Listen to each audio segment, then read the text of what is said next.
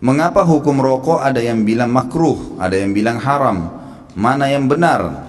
Menurut anda kira-kira gimana? Coba, begini, saya pernah ceritakan itu hari. Ada seorang guru di Saudi, saya ingatkan kembali, berdialog sama seorang syekh. Syekhnya dibilangin sama guru ini, guru sekolah ya, dia berpendidikan, dia bilang, syekh, kenapa anda mengatakan rokok itu haram? Apa sebabnya? Kata syekhnya, sementara dalam Al-Quran tidak ada dalil menyebutkan rokok secara khusus, nggak ada. Kenapa harus dibilang haram? Kata syekhnya, kau makan apel? Dia bilang iya. Kau makan jeruk? Iya. Baik, ada nggak disebut dalam Al-Quran apel sama jeruk? Dia bilang tidak ada. Baik, itu tidak ada, tapi boleh dimakan. Kenapa? Karena masuk dalam umumnya firman Allah, Allah menghalalkan semua yang baik-baik dan Allah mengharamkan yang khaba'ith, yang buruk, gitu kan? Jadi ulama mengeluarkan kaidah semua yang baik maka halal, semua yang buruk maka haram. Semua subhanallah yang haram itu pasti berefek tidak baik, gitu kan? Lalu dia bilang, tapi setahu saya tidak buruk karena saya merasa nyaman-nyaman saja, gitu kan? Saya merokok, saya percaya diri, saya nggak ada masalah. Ya orang mau mengatakan badan saya bau, baju saya bau, mulut saya bau, itu perkataan dia, tapi saya merasa nyaman-nyaman saja, nggak ada masalah, gitu kan? Berarti bisa saya katakan itu thayyibat, berarti baik ini buat saya. Dari mana tolok ukurnya ini baik atau buruk? Kata syekhnya, baik, kalau kau mau lebih dalam lagi, sekarang saya tanya, kata syekh, kalau kamu pulang ke rumah habis ngajar, kamu temukan istri kamu lagi pegang rokok, anak kamu lagi pegang rokok, kamu biarin atau kamu larang? Kata gurunya ini, saya larang syekh. Kenapa kau larang?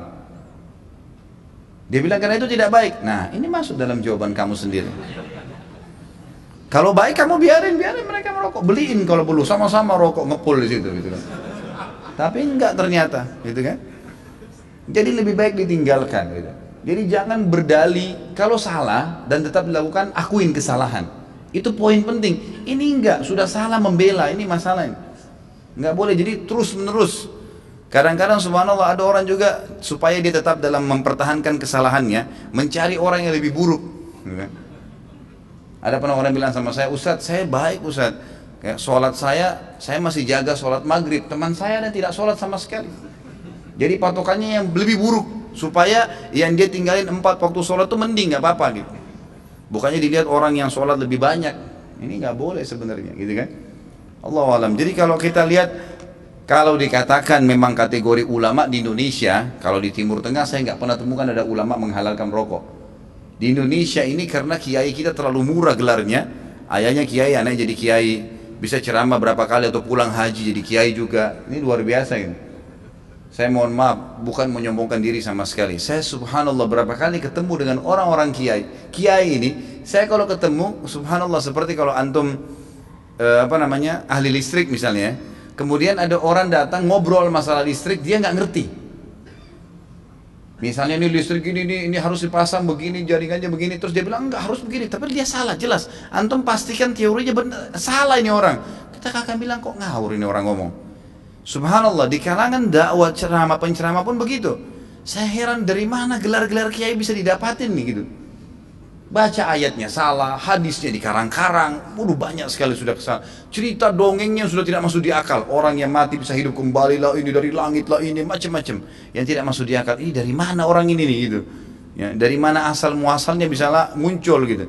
Belum lagi yang sunnah Nabi SAW dilanggar, yang kukunya panjang, yang istri yang pakai jilbab, yang luar biasa.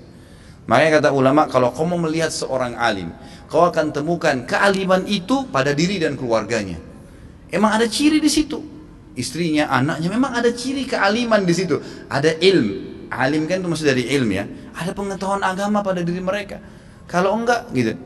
Ada teman saya, subhanallah, bawa undangan pernikahan tamatan Mesir waktu itu di kota Makassar. Perkawinan saya nggak hadir, nggak sempat hadir gitu. Kemudian dia datang setelah itu berkunjung ke rumah saya, gitu kan. Datang ada satu perempuan bersama dia rok pendek. Lalu kemudian ini tamatan Mesir dan LC gitu. Jadi akhirnya saya ngobrol-ngobrol sama dia, ahlan akhi, baik gini-gini. Saya tahu ya selama ini orangnya memang teman-teman ini semoga Allah berikan hidayah, malas sekali terjun di dakwah gitu.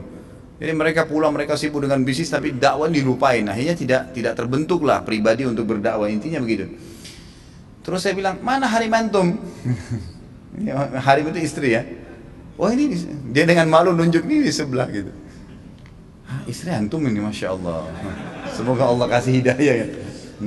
Jadi bisa, kenapa nggak nikah dengan wanita yang berjilbab banyak, kesian ngantri, gitu kan? Ngapain harus ngambil orang yang tidak? Susah, jadi PR lagi ya. Tapi Allahu alam, ya, masing-masing orang punya cara ya. Jadi kalau kita temukan teman-teman kita yang bergelar kiai ini yang memakruhkan rokok karena dia masih merokok, gitu. Emang begitu. Ya semoga Allah kasih